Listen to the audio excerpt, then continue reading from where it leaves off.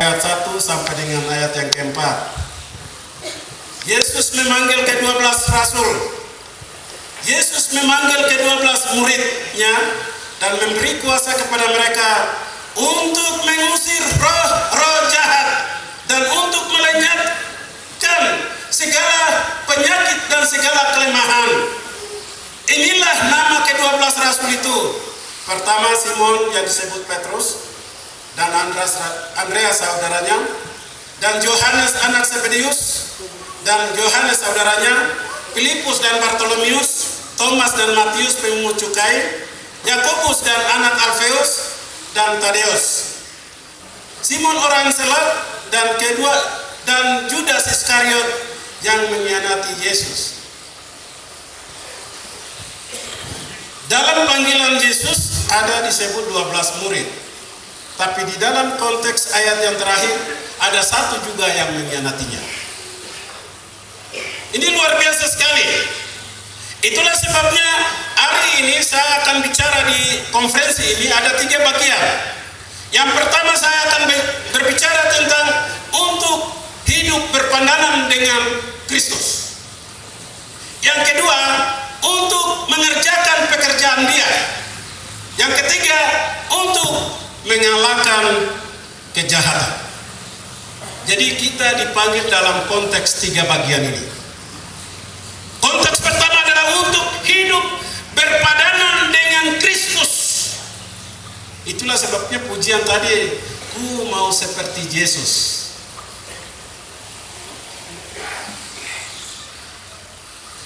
Mengapa kita harus dipanggil? Ada 3 bagian yang saya coba angkat, yaitu 3 bagian yang saya sudah siapkan tadi atau membaca tadi. Dan setiap kita dipanggil untuk melayani sesuai dengan karunia-karunia yang diberikan Tuhan di dalam kehidupan kita. Jelaskan, talenta adalah diberikan Tuhan waktu kita ada di dalam kandungan, waktu kita lahir itu melengket. Jadi bakatnya itu kelihatan nanti. Tapi karunia itu diberikan oleh Tuhan tanpa kita usaha. Dalam konteks itu akhirnya kita menjelaskan banyak hal.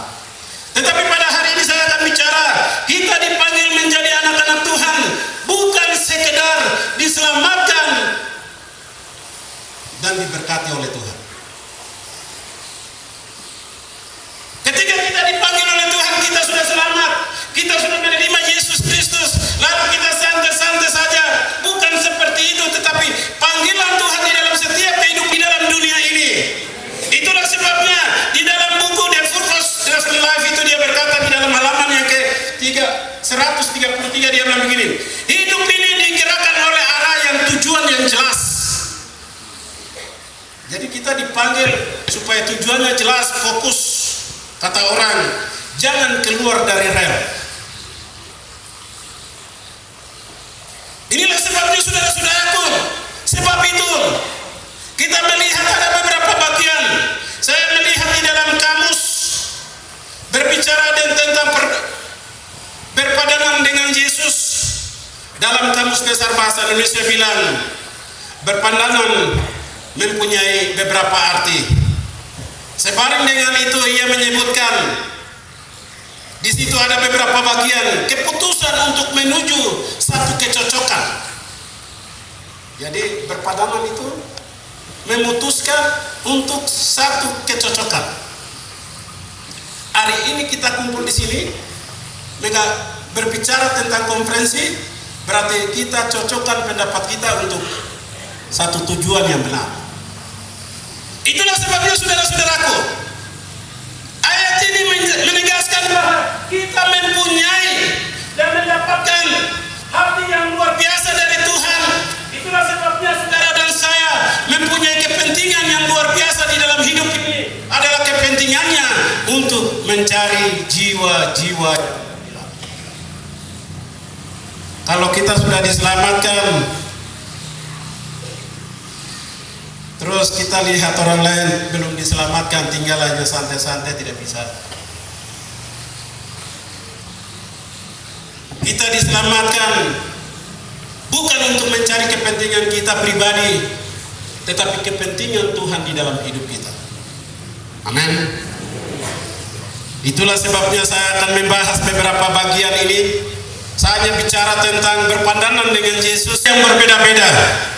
Sebab itu, aku menasihati kamu, aku orang yang dipenjarakan karena Tuhan, supaya hidupmu sebagai orang-orang yang telah dipanggil berpandangan dengan panggilan itu. Hendaklah kamu selalu rendah hati, lemah lembut, dan sabar. Tunjukkanlah kasihmu dalam hal saling membantu, dan berusahalah memelihara kesatuan roh oleh ikatan damai sejahtera, satu tubuh, satu roh, sebagaimana kamu dipanggil kepada satu pengharapan yang terkandung di dalam panggilanmu, yaitu satu Tuhan, satu iman, satu baptisan, satu Allah, Bapa dari semua, Allah yang di atas semua dan oleh semua, di dalam semua.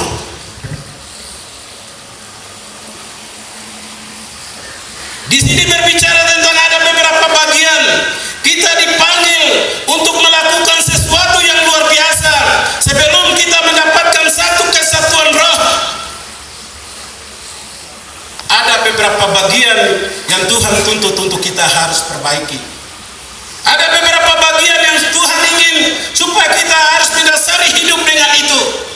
Tuhan mau supaya setiap orang yang ada di dalamnya, dia melangkah dengan hidup yang jelas. Kalau bahasa sekarang orang bilang abu-abu. Kalau abu-abu berarti tidak jelas. Itulah sebabnya saudara-saudaraku yang dikasihi oleh Yesus Kristus, pada kesempatan yang indah ini, setiap orang dipanggil dalam kebutuhan pelayanan. Itulah sebabnya di sini mengatakan kita harus mempunyai kerendahan hati. Satu adalah namanya kodok yang bernama Puk. Puk itu dia tinggal di dalam kulit kayu, terus saja dia ada gempa kah, ada angin kah, ada orang mau tangkap dia tidak tahu, dia hanya bicara Puk, Puk, Puk, tinggal di tempat, dia tidak tahu situasi yang terjadi.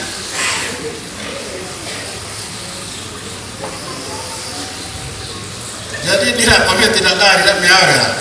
Kalau kita dipanggil oleh Tuhan untuk menjatuhkan satu panggilan di dalam kesatuan roh, lalu kita melakukan pelayanan itu, kita bergerak bersama-sama, kita bertindak bersama-sama, kita melakukan sama-sama, kemuliaan Tuhan akan dinyatakan. Dia sebagai pemimpin pujian terbesar di surga. Dia merasa karena dia bisa memimpin pujian, dia bisa melakukan sesuatu yang luar biasa, sehingga dia di dalam hatinya dia bilang, Allah kau apa? Nanti kita sama-sama. Saya juga pimpin, kau juga pimpin. Waktu Tuhan lihat itu, dia bilang apa? Lucifer, apa yang kau pikirkan? Sesuai dengan apa yang kau pikirkan sekarang kau pergi campakkan ke dunia. Yang ada sekarang dia sementara mengaung-ngaung, sementara dia masuk dalam hiriati, sementara dia masuk dalam gosip, sementara dia masuk di dalam berbagai pelayanan di dalam panggilan Tuhan di dalam hidup. Dan panggilan ini tidak beda tipis, karena kita ada di dalam panggilan pelayanan di dunia. Boleh bawa pendengar berikut, kita semua di surga kan? Kita di dunia, jadi ini bahaya. Iblis sementara bekerja dengan luar biasa. Dia masuk di anak-anak Tuhan, dia masuk di dalam jemaat, dia mulai menggosip, dia mulai pakai berbagai cara. Itulah sebabnya teman saya bilang gosip itu arti daripada gosok sampai sip. Tahu bergerak. Jadi yang suka gosip itu begitu, gosok sampai sip. Oke. Itu kelakuan te kom ora kalante bertobat terwo. Ini lekali kira-kira.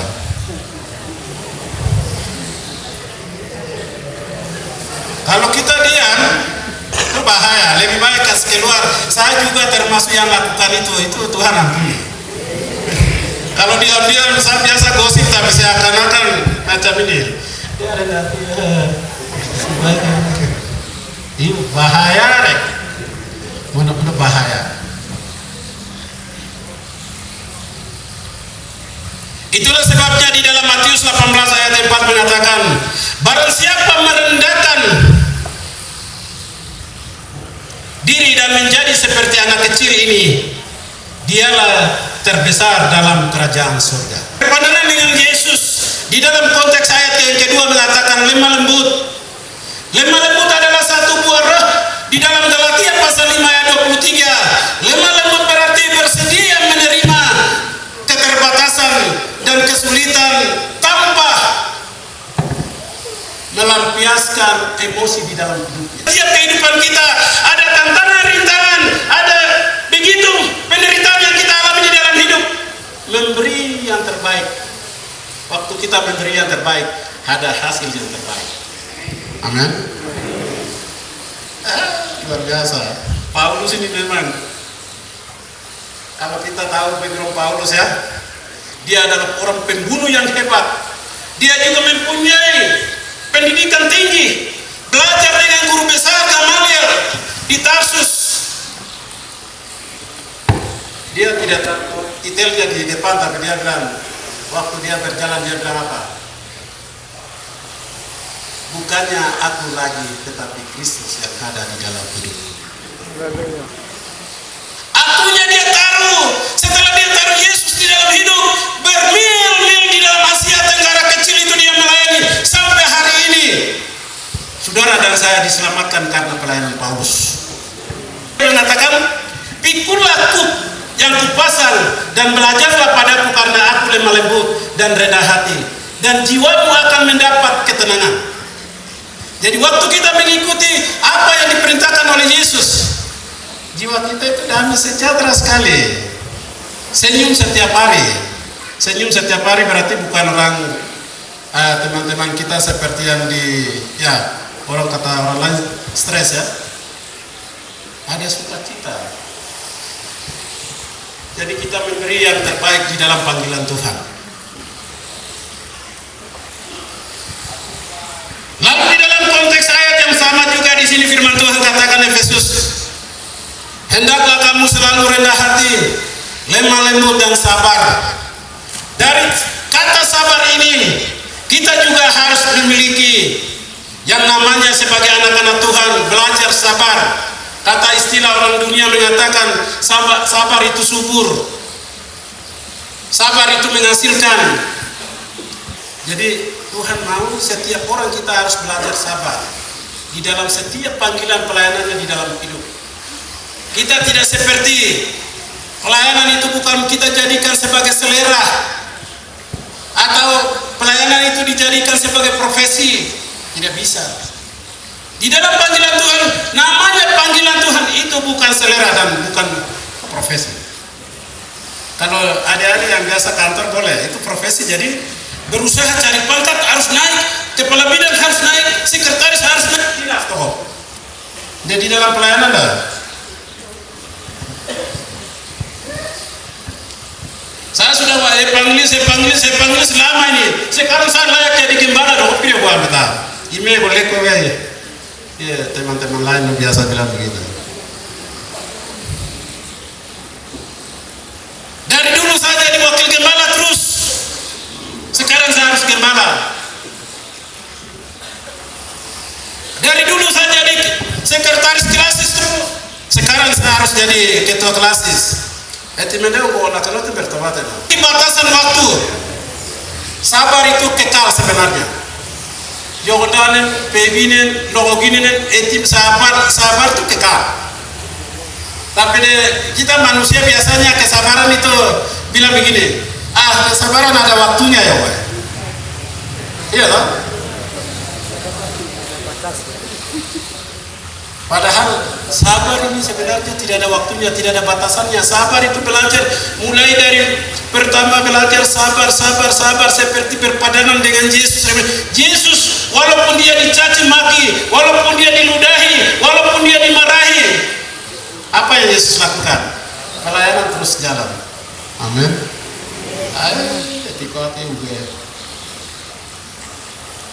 Jadi sampai hari ini mungkin waktu kita berusaha untuk sabar melayani. Tapi ada tantangan, rintangan, ada penderitaan yang bagian daripada kasih itu ada penting buah-buah ya kok. Saling mengampuni, saling memaafkan, saling menghormati, itu bagian daripada kasih. Yesus melakukan itu karena dia mengasihi kepada kita. Seringkali kita menghafal ayat-hafalan itu di dalam Yohanes 3 ayat 16. Penghafalannya luar biasa, tetapi tindakan perbuatan kita apakah mewujudkan kasih? Saling membantu. Kasih itu bukan ekspresi. Kasih itu benar-benar menolong orang lain, membantu orang lain, mengangkat orang lain, menjadikan orang lain lebih penting dari diri kita.